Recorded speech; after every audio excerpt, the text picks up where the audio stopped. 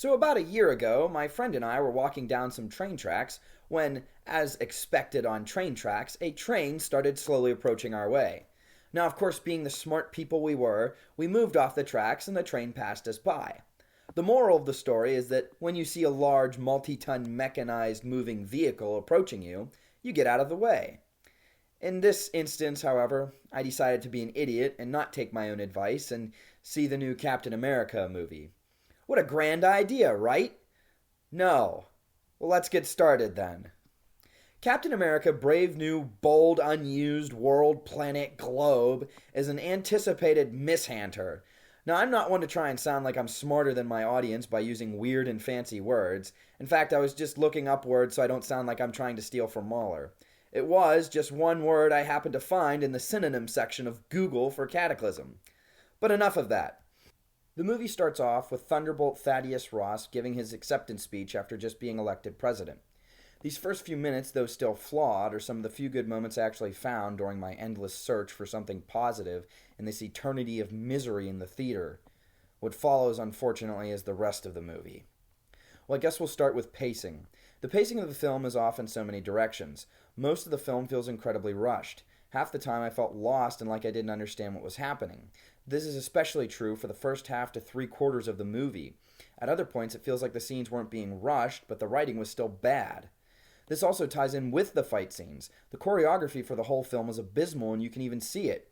The first fight scene in this movie is so rushed and looks so fake, and for instance, in this exact fight scene, a bad guy takes a swing at fake Captain America, and it's obvious that he's hitting about a foot above and to the left of Captain America's head. Who is it? I don't know. Aside from the endless search of what to name Sam Wilson besides the unearned title of Captain America, there's still more issues with his character. No surprise, right? This ties exactly in with his character in the movie. He's incredibly annoying. I don't feel like I know who his character even is anymore. It feels like they're trying to make a whole new character out of him when he was just fine the way he was. He feels off and awkward, and he's always trying to make quips, and he always has this stupid grin on his face when he's fighting the bad guys. This issue of his annoying one-liners and quippiness doesn't line up with his remarks made to Spider-Man in Captain America Civil War about there not being much talking in a fight. It's like they're trying to make him into Captain America, but also trying to keep him the same, but also trying to change his character into something else. Make up your mind, Disney! Captain America in all his films doesn't give this many quips. And he also didn't have some stupid, arrogant grin on his face. He took fights seriously. There's also this scene that looks as though it's trying to be a callback to the fight in Winter Soldier between the real Captain America, Steve Rogers, and Batroc, the French jumpy guy. Sam takes his sunglasses off like Steve did with his helmet when facing down this other opponent, except in this case the fight in Winter Soldier was much better. Another ridiculous scene in this movie is when Sam surfs on a missile. No, I'm not joking. He actually surfs on a missile and pushes it into the water, destroying it. This made my eyes roll so far back into my head that I could see the damage that was being done to my brain for having watched this utter trash. This film is such a horrible, jumbled, tangled mess that there were so many plot points going on that seemed like they were part of a completely different movie. In the scene where fake Captain America, is fighting against the leader of the Serpent Society, he literally takes a knife to the chest and a hatchet to the stomach. And with both of them still sticking inside of him, he keeps fighting on, as if they were literally like sewing needles stuck inside of a pincushion. I have no idea if this is true, but it almost seemed like Sam had taken the super soldier serum and they cut it out and did some other plot line. If that's not the case, then this scene is such a mental chokehold. Thaddeus Ross is the next character, and he's the only character I actually felt somewhat invested in and somewhat enjoyed. The biggest problem I've had with this character, though, is Disney's massive inconsistency with recasting Ross after William Hurt's death, and yet they were incredibly opposed to recasting Black Panther after Chadwick Boseman's death. However, that being said, Harrison Ford did a decent job playing the character, but the more I watch him in movies these days, and the more I watch that he continues to age, the more I wish he'd just retire. He looks so incredibly old and frail, and seeing him turn into the Hulk and then back into Ross at the end of the movie just made me feel pity. Another part of the movie is Ross's pursuit of his relationship with his daughter. Now, all in all, I didn't have a problem with this particular storyline. Though it still had some loose areas, the one particular loose thread was when Ross was just out of the blue mentions to Sam about walking his daughter past the cherry blossoms. There's an entire scene before this where Ross is visiting his wife's grave, and there's a cherry blossom in the background. Nowhere does he mention them in this scene, and it would have been the perfect place to mention it rather than just pulling it out of his ear as if Sam had already known. Now, moving on to the villain of this story, I found the villain utterly ridiculous, and I had no investment in his character. He didn't come across as menacing or threatening, but more like a generic villain. But even with the generic villain trope, they failed because his supposed superpower was not at all carried out well. He's constantly proven wrong, and his math fails when it's supposed to supposedly help him tell what the future probabilities will be through mathematical equation. But he's constantly underestimating the characters, and it shows. The next character is Sam's sidekick, who also is quite annoying throughout the entire movie, but was also another victim of having an undeveloped character and was misused throughout the movie. This character would have been an excellent moment to tackle Sam's past grief of losing his previous wingman, Riley. It would have been a great scene to see him struggle or have flashbacks or PTSD to when Riley was blown out of the sky. But once again, they did nothing with it. It was an excellent opportunity that seemed to be wasted. Now, coming up on one piece I found particularly annoying was that when Ross is giving his press speech before he turns into the Red Hulk.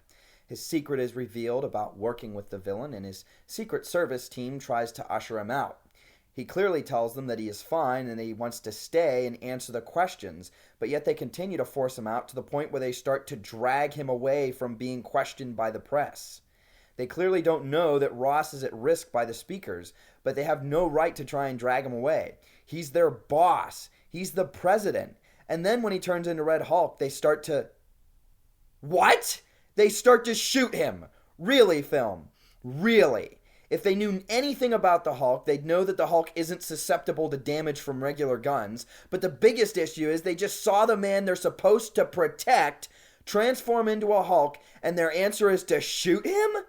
It makes no sense. This is absolutely a travesty, and I found it so annoying and irritating and aggravating that I once again rolled my eyes so far back into my head, but this time they went 360 and came full circle. And of course, I certainly can't leave out the fight scene between fake Captain America and Red Hulk, which was ridiculous. This was yet another scene that made me wonder if they used to have a story where Sam took the serum. Red Hulk takes a large pipe and swings it at civilians, and Sam jumps in the way and pushes it back with his hands. Oh, good grief.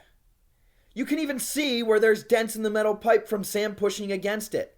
Let me state this clearly, movie. Sam is a regular human being. He is not a super soldier according to the storyline you've given him. So with that logic, Sam's wrist would be utterly shattered, and he'd be dead from this. There would be no way for him to withstand that blow as a regular human being. Even as a super soldier, it would be risky. And you can tell me all the livelong day that Sam would be protected because his suit and his wings are made of vibranium. But that is a garbage argument that makes no sense. But what about Black Panther, you may ask? Black Panther was also a super soldier. Sam is not. Secondly, flexible vibranium does not stop a blow. It is flexible. If that was the case, then why isn't Captain America's shield flexible? That is such a dumb argument. It does not work.